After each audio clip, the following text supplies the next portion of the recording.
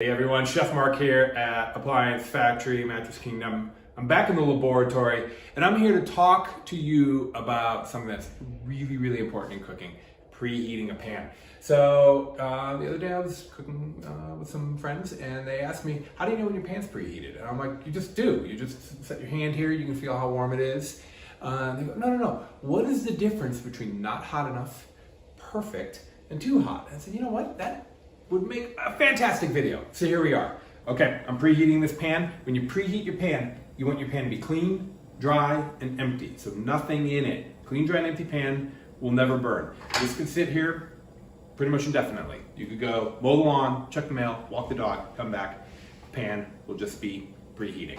And if you're gonna let it preheat that quickly or for that long, you want to be on relatively low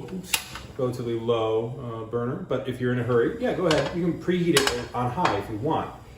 In a restaurant, what professionals do is we have a stack of pans that are preheating at all time, maybe back burner of our range, and we just kind of grab one, maybe off the bottom of the stack, and then start cooking immediately. Boom, it's preheated. Add your oil, start adding ingredients. This is very important. With a preheated pan, a properly preheated pan, you want to add your oil and immediately add your ingredients. You don't want to add your oil and wait. So let's say we're searing a New York strip steak. You add your oil, have your steak ready to go, boom.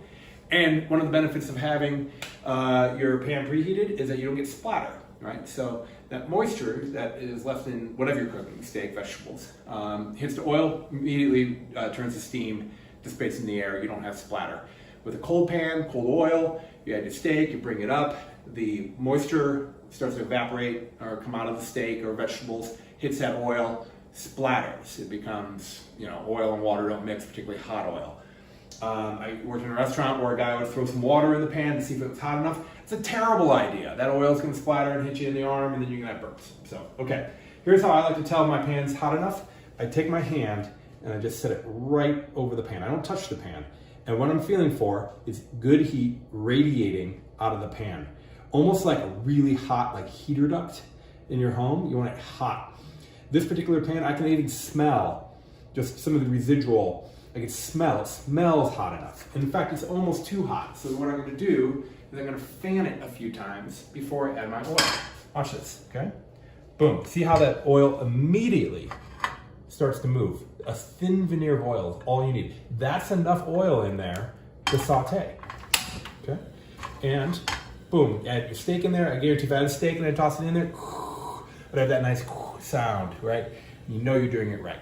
There's a decent temperature range, and I don't know the exact temperatures, but there's a decent temperature range. So it's not an exact science. It can be. Some ranges these days will say 350 degrees. It'll tell you what the pan temperature is.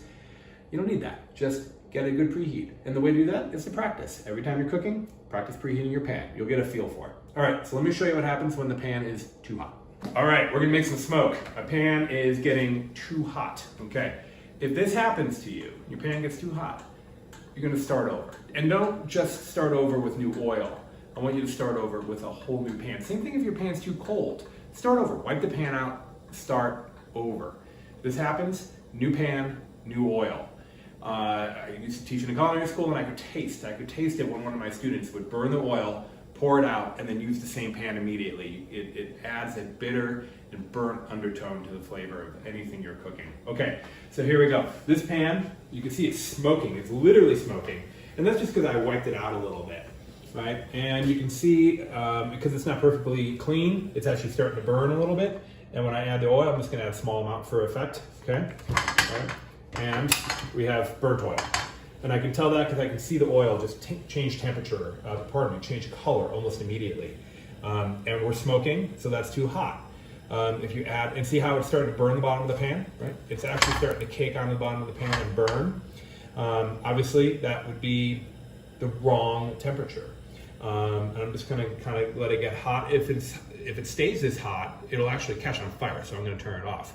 But you can see here, we got smoke rising out of it. This is no good. This is not what you want.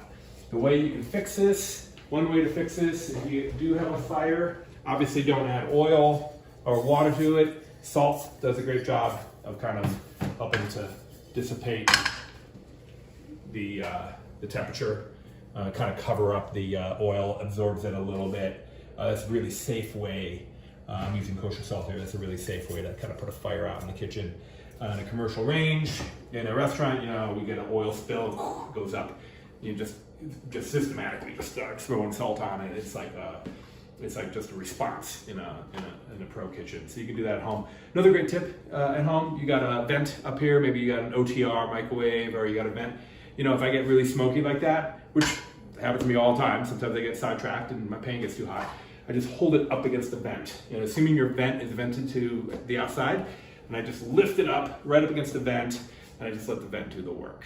You know, if it's really bad, walk outside. You know, if you don't have a vent in your kitchen as an external vent, make sure you have a door open so you can get out of the patio, front door, whatever. Just get outside so that you don't have smoke alarms going off, which is, I set off a lot of smoke alarms in a lot of different people's houses. So it's not pleasant, you know, particularly if you got dogs. So anyways, that's all my tips for if your pan's not hot enough, if it's perfectly hot, and then if it's too hot. So practice. This is something that takes some time to get a feel for. You're not gonna get it right the first time, and so what? I get it wrong all the time myself. If your pan is too cold and you're waiting for it to heat up, keep in mind that you can still kind of add some bitterness to that oil. So really the best move to do is just start over. Wipe the pan out, maybe clean it up really quick and start over. You're gonna have better results than just waiting for your pan to preheat with the oil in there. So hopefully this helps. This is Chef Mark with Appliance Factory Mattress Kingdom. Make sure you like and subscribe. Online